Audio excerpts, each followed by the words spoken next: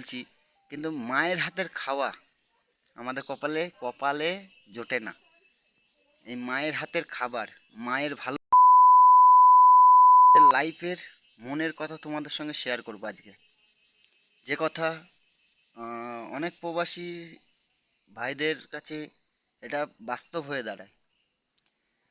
আমরা বিদেশে, এই যে বিদেশে কাজ করি না, এই কাজের করতে এসে না ওরা পয়সার জন্যে করতে আসি ঠিকই, কিন্তু আমার মা বাবা ভাই বোন সবাইকে ছেড়ে। কিন্তু দেখো, যে কষ্টটা জীবনটা না, সেটা কষ্টের জীবনটা কি বলো তো? একটা জিনিস, সেটা হচ্ছে মানে আমরা বাইরে যখন এসছি, বাইরে কাজ করছি, বাইরে সব কিছু, কি আমার ভাই বোনের ভালোবাসা, কি আমার স্ত্রী, কি আমার ছেলে কি মেয়ের ভালোবাসা আমরা পাই না। এর থেকে বড় দুঃখ কি আছে বলো? ইনকাম সবাই করে, পৃথিবীর বুকে যত ছেলে হোক মেয়ে হোক সবাই ইনকাম করে, কিন্তু আমরা এসছি 7 সমুদ্র 13 নদী পার হয়ে এসে বাইরে এসে কাজ করছি। আমরা প্রবাসী, প্রবাসে থাকি, বিদেশে কাজ করি, বিদেশে আমাদের চাষ আর বিদেশেই আমাদের বাস। ঠিক আছে, চাষ বলতে এই যে আমাদের কাজ, এটা আমাদের চাষ। আর এখানেই মানে ঝুপড়ি বানিয়ে থাকে, ওটা আমাদের বাস। আর সেইভাবে আমরা চলি, সেইভাবে আমরা চলি, এখানকার সিস্টেম মতনভাবে চলি। এটা আমি কী বলতো আমার লাইফের কথা বলছি। ভেবেছিলাম যে সবার সঙ্গে মিশে চিশে চলতে পারবো, সারা দেশ এইভাবেই মানে সারা জীবন সারা দেশ ঘুরতে পারবো, চলতে পারবো। তো দেশ ঘুরতে পারছি, মানুষের সাথে চলতে পারছি না, মার হাত ধরেও ঘুরতে পারছি না, কি আমার ভাই বোনের সঙ্গে 5টা মনের কথা বলতে পারছি না, তাদের সঙ্গে খেতে বসার সময় না চোখ দিয়ে জল চলে আসে।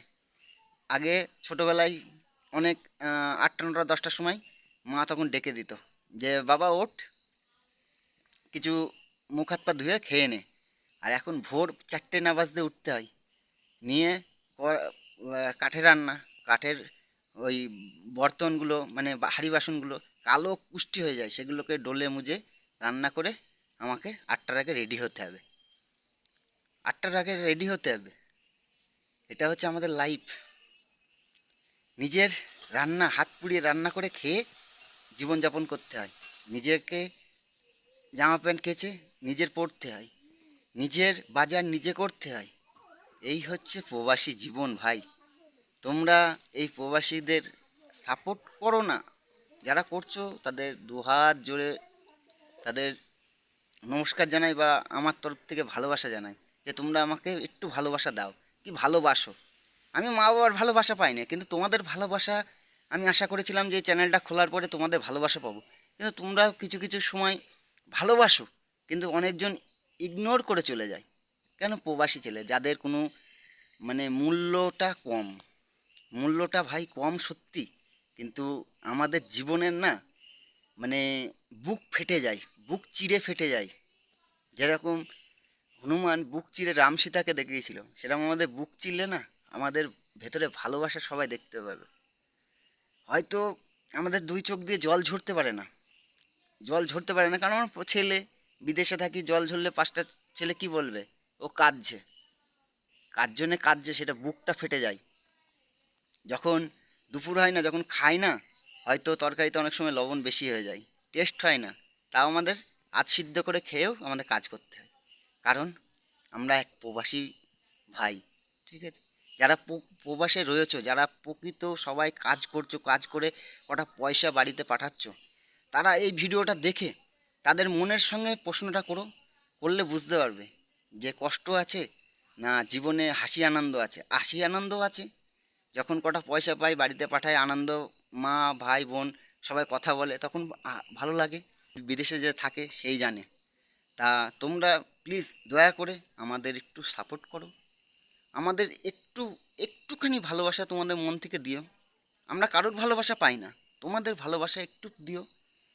আর কিছু তো আমার তো চাওয়ার মতন ক্ষমতা নেই তোমাদের কাছে, তোমাদের ভালোবাসা একটু দিও।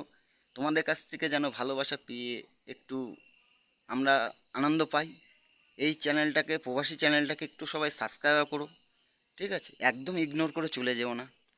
তা দয়া করে সবাই একটু আমাদের ভালোবাসা দিও, ভালোবাসছো।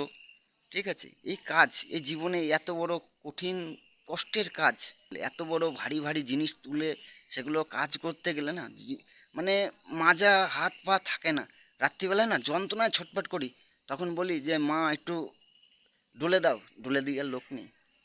তখন অঝরে চোখ দিয়ে অটোমেটিক জল চলে আসে, অঝরে চোখ দিয়ে জল চলে আসে যে কেউ কি আমার স্ত্রীকে বললাম, স্ত্রী একটু আমার মাজায় ব্যথা হয়েছে, একটু ডলে দাও। নেই আমাদের কাছে, নেই আমাদের কাছে। আমাদের যন্ত্রণা আমাদেরকেই সইতে হয়। এই যন্ত্রণাতে তোমাদের যদি সাপোর্ট না পাই তখন কি ভালো লাগে বলো?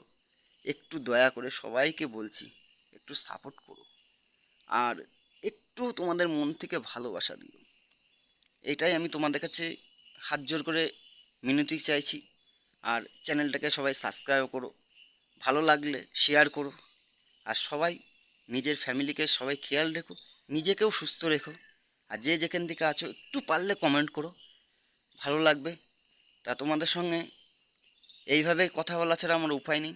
একটু সবাই চেষ্টা করো একটু এই অসহায় ছেলেকে একটুখানি জায়গা দেওয়ার জন্য। তা সবাই ভালো থেকো, আবার দেখা হবে নেক্সট ভিডিওতে।